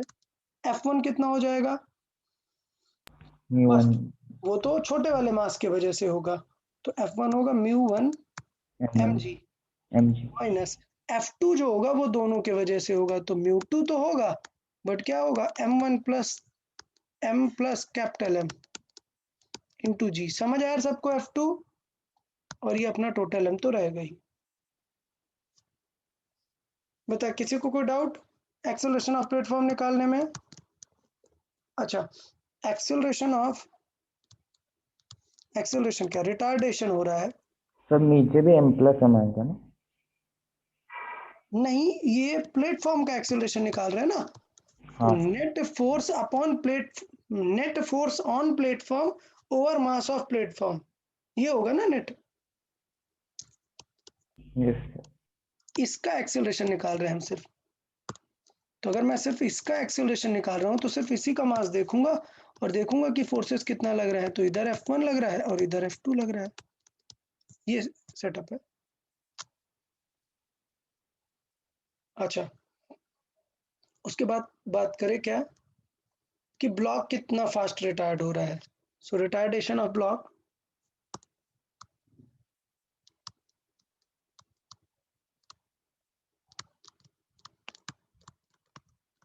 ब्लॉक का कैसे निकालेंगे, उस पे तो सिर्फ एक ही फ्रिक्शन लग रहा था क्या, F1। तो ए ब्लॉक क्या आ जाएगा, μ1 इंटू जी। कोई डाउट? क्योंकि F1 क्या है, F1 है μmg।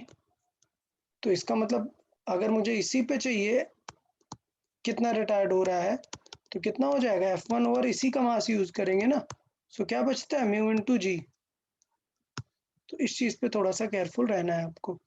अभी आ गया दोनों का एक्सेलरेशन, तो इसका मतलब क्या होगा, दोनों को अब हमें कैसे सॉल्व कर देना चाहिए, रिलेटिव में सॉल्व करना चाहिए। ठीक है, तो अच्छा बताओ, इसका मतलब ये है कि कुछ ऐसा है, ये रिटार्ड हो रहा है, मतलब इस पे एक्सेलरेशन कहाँ लग रहा है, पीछे की तरफ, और ये आगे की तरफ एक्सेलरेट हो रहा है। किससे, ए प्लेटफॉर्म से। तो रिलेटिव एक्सेलरेशन क्या हो जाएगा इसका मतलब, AP plus AB. AP plus AB। ठीक है। रिलेटिव एक्सेलरेशन की बात करें तो वो रिटार्ड होना चाह रहा है, मतलब वो रिटार्ड होना चाह रहा है, लेट से 10 की स्पीड से रिटार्ड हो रहा है, स्लो हो रहा है, बट थोड़ी देर में ये प्लेटफॉर्म ही आगे चला जा रहा है। ठीक है, तो इसलिए उसको क्या होगा, ज्यादा अमाउंट ऑफ रिटार्डेशन फील होगा। क्यों, क्योंकि पहले रुक जाएगा। मतलब देखो फील कराते हैं, सोचो इसे पहले जाना था 100 मीटर, इसे पहले जाना था 100 मीटर, अब प्लेटफॉर्म के ऊपर था ये, तो प्लेटफॉर्म भी आगे चला गया, प्लेटफॉर्म भी आगे स्लिप कर गया इसके वजह से। तो इसका मतलब प्लेटफॉर्म भी आगे स्लिप कर गया, मतलब इससे क्या रियल में होगा, रियल में तो इसने कम ट्रेवल किया ना, इसका मतलब वहां पर एक्सेलरेशन दोनों का ज्यादा हो गया। तो यहाँ से हम क्या चीजें निकाल सकते हैं फिर, इन दोनों का रिलेटिव एक्सेलरेशन निकाल सकते हैं। तो बता यार ये फील आया कि नहीं सबको कि इन दोनों का रिलेटिवली हम किस तरीके से देख सकते हैं। बट अगर मैं डायरेक्शन वाइज बात करूं तो सिचुएशन हो जाएगी रिलेटिव एक्सेलरेशन। मैं मैग्नीट्यूड वाइज बात करूंगा क्योंकि ये ऑलरेडी नेगेटिव है, ये ऑलरेडी नेगेटिव है, मैंने ड्रॉ कर दिया है, तो मुझे सिर्फ मैग्नीट्यूड पे फोकस करना चाहिए। और ये क्या हो जाएगा, प्लैंक का एक्सेलरेशन। ठीक है, बाकी स्टॉपिंग वगैरह कुछ भी चाहिए तो किसके अकॉर्डिंग सॉल्व करना चाहिए, हमें रिलेटिव सॉल्व करना चाहिए। So relative acceleration block with respect to platform, ये रिलेटिव हम यहाँ पर सॉल्व कर रहे हैं, block with respect to platform. और नेट एक्सेलरेशन के बाद स्टॉपिंग टाइम और स्टॉपिंग डिस्टेंस सब कुछ निकाल सकते हैं। स्टॉपिंग टाइम क्या हो जाएगा, बहुत बार कर चुके हैं, u बाय a, और क्या होगा, a रिलेटिव होगा। या फिर डिस्टेंस की बात करेंगे तो डिस्टेंस होगा u square by 2a relative वाला, ताकि वो स्टॉप रहे। तो बताओ यार कॉन्सेप्ट समझ आया या नहीं, पहले ये बताएं, कॉन्सेप्ट सबको समझ आया? ओके, देखें फिर, चले तो एग्जांपल सॉल्व कर लेते हैं। मैं फिर से बता देता हूँ सेटअप। यूजुअली बहुत कम केस आएगा कि प्लेटफॉर्म मूव नहीं हो रहा है, वो तो फिर सिंपल हो जाएगा ना, हमेशा आपको ऐसा देगा कि प्लेटफॉर्म भी मूव कर रहा होगा और उसके अकॉर्डिंग हम अप्रोच करेंगे, फ्रिक्शन निकालेंगे और उनका नेट एक्सेलरेशन निकालेंगे। तो चले एग्जांपल देख लेते हैं, ट्राई करेंगे सब लोग।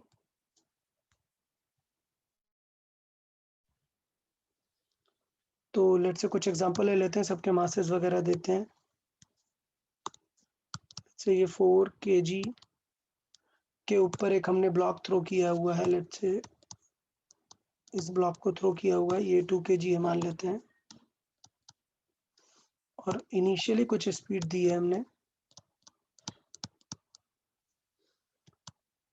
8 मीटर पर सेकेंड।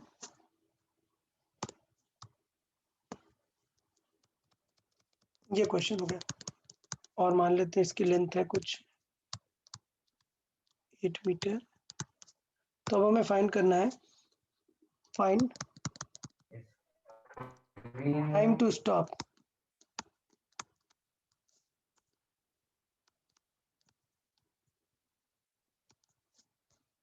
दोनों का म्यू ले लेते हैं कुछ, इन दोनों का म्यू देख लेते हैं दोनों सरफेसेस का। तो लेट्स से ये वाले सरफेस का, इसको हमने क्या बोला हुआ था, म्यू 1 कितना है, मान लेते हैं 0.4 है, और हमें ये म्यू ज़्यादा रखना है जिससे फोर्स ज़्यादा है, तो ये मान लेते हैं म्यू 2, ये है 0.2।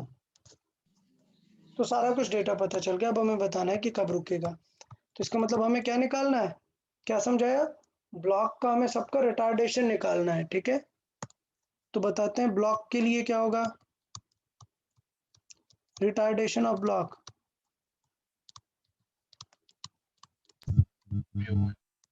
हाँ डायरेक्टली, क्योंकि वो तो ऊपर ही है, क्या हो जाएगा ब्लॉक का म्यू 1 इंटू जी। सो 0.4 इंटू 10 कितना आ गया, 4। अब हमें किसका चाहिए, प्लेटफॉर्म का। अब बताओ प्लेटफॉर्म का क्या बताया था, F1 आगे लग रहा है और अपोज कौन कर रहा है, F2 डिवाइडेड बाई प्लेटफॉर्म का M। F1 मतलब क्या होगा, mu 1 into small m into G, minus F2 पे क्या होगा, म्यू 2 इंटू, अब दोनों के हम आ जाएंगे ना F2 के लिए, तो नॉर्मल रिएक्शन में इंटू जी, डिवाइड बाई क्या होगा, टोटल m। तो बस यार जल्दी से इसे फास्ट सॉल्व करना है बस। म्यू 1 कितना था, 0.4 इंटू m कितना है, छोटा वाला m 2 kg, 2 kg minus mu 2 कितना है 0.2, दोनों m कितने हैं 2 + 4 g 10। तो देखें सॉल्व करें क्या आ जाएगा, टोटल m कितना है 4, सॉल्व कर ले, इसे क्या आ रहा है 8 माइनस 12 डिवाइडेड बाई 4। क्लियर? तो कितना आ रहा है एक्सेलरेशन? -1। ठीक, इसका मतलब क्या हुआ? एक्सेलरेशन क्या आ रहा है? -1 आ रहा है ना? 1 मीटर पर सेकंड से रिटार्ड कर रहा है। हाँ, तो ये रिटार्ड कर रहा है, इसका मतलब ये एक्सेलरेशन। तो मतलब सिचुएशन कुछ इस तरीके से है कि ऊपर वाला फ्रिक्शन कितना है? ये 8 है और ये 12 है। मतलब अगर मैं प्लेटफॉर्म को देखूं, प्लेटफॉर्म को, तो प्लेटफॉर्म ये वाला किधर, इस तरफ कितना फोर्स फील करने वाला है? 8 का। ऊपर वाला ब्लॉक बना देते हैं, ब्लॉक कितना फ्रिक्शन फील करने वाला है? 8 का। और इन दोनों के वजह से अगर मैं देखूं तो बॉटम पे फ्रिक्शन कितना लग रहा है? 12 का। तो क्या ये पीछे चलने लगेगा क्या?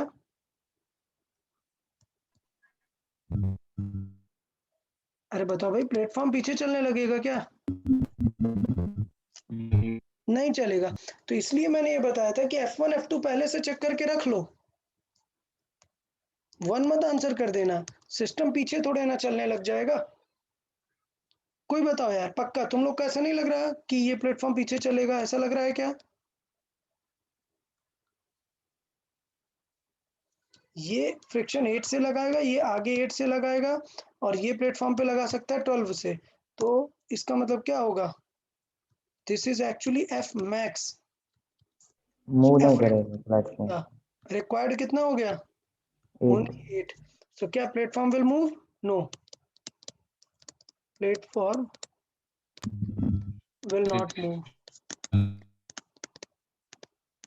तो एक्सेलरेशन -1 मत कर देना। क्या होगा एक्सेलरेशन प्लेटफॉर्म का? 0। तो क्या रिलेटिव वगैरह कुछ लगाने की जरूरत है क्या? नहीं। तो then simple, T is equal to कितना हो जाएगा? U by A। तो U कितना था? स्पीड हमने कितनी दी? 8 डिवाइडेड बाई ये कितना था? 4। कितनी सेकंड में रुक जाएगा? 2 सेकंड में रुक जाएगा। समझ आया?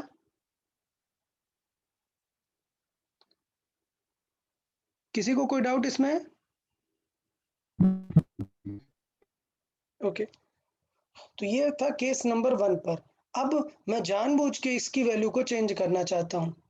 ठीक है, मुझे पता है कि इसकी वैल्यू को कम करना है। तो अब एग्जांपल है, नेक्स्ट एग्जांपल है, solve the previous question, solve the previous question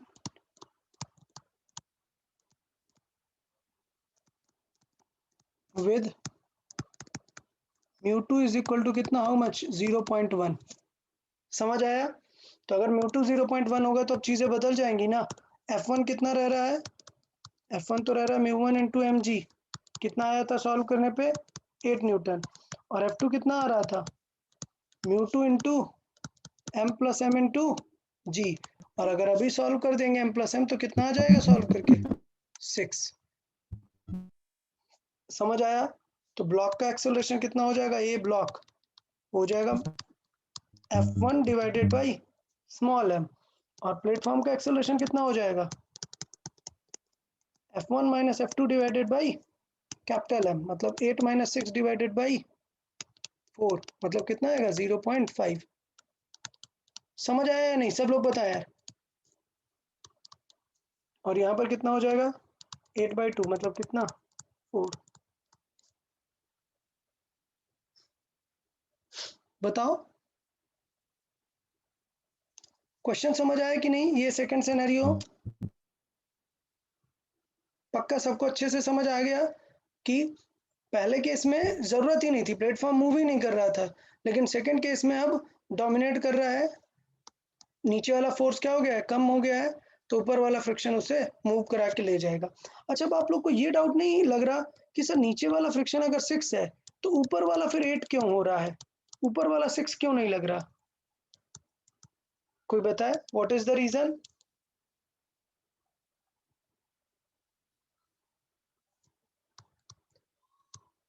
reason ये है कि ये 6 आया क्यों है, ये फ्रिक्शन आया क्यों है? ये फ्रिक्शन आया है, ये ब्लॉक आगे जा रहा था, अगर कोई चीज मूव हो रही है तो फ्रिक्शन फुल पावर लगा देगा भाई, तो इसलिए फ्रिक्शन ने 8 लगा दिया। और अगर इधर फ्रिक्शन में 8 लग गया तो कंपलसरी यहाँ पर 8 लगेगा। अगर ये फ्रिक्शन वीक पड़ गया तो ये आगे चलने लगेगा। समझ आया सबको?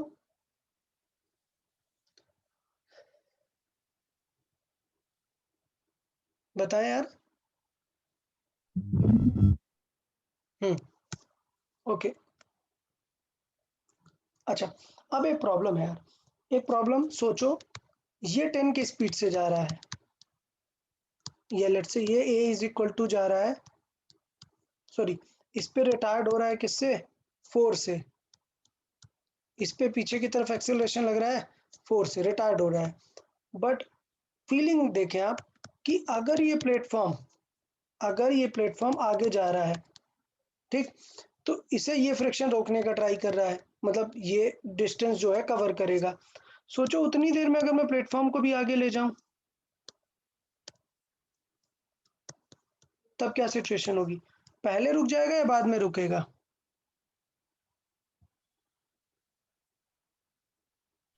क्योंकि यहाँ पर हाँ, यहाँ पर रिलेटिव हमें थोड़ा सा देख के करना पड़ेगा, ठीक है। हमें ग्राउंड से नहीं देखना, हमें देखना है कि प्लेटफॉर्म पे कहाँ पे गिरेगा। तो देखो अभी ये प्लेटफॉर्म पे था, अभी इसने प्लेटफॉर्म के ऊपर, लेट से प्लेटफॉर्म के ऊपर नहीं, ग्राउंड से इसने 10 मीटर ट्रेवल किया, बट प्लेटफॉर्म उतनी देर में 2 मीटर आगे चला गया, तो ये कहाँ पर पहुंचेगा फिर, 8 मीटर पहुंचेगा ना। 8 मीटर।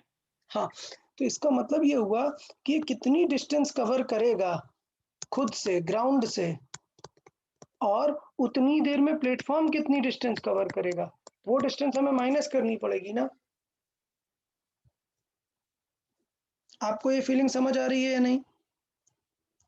जितनी डिस्टेंस कवर करेगा ये और जितनी प्लेटफॉर्म करेगा वो हमें माइनस करनी पड़ेगी ना।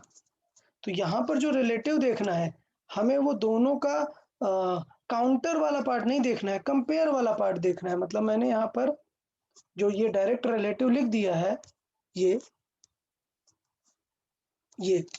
ऐड नहीं होगा, ऐड नहीं होगा, क्या होना चाहिए, सबट्रैक्ट होना चाहिए।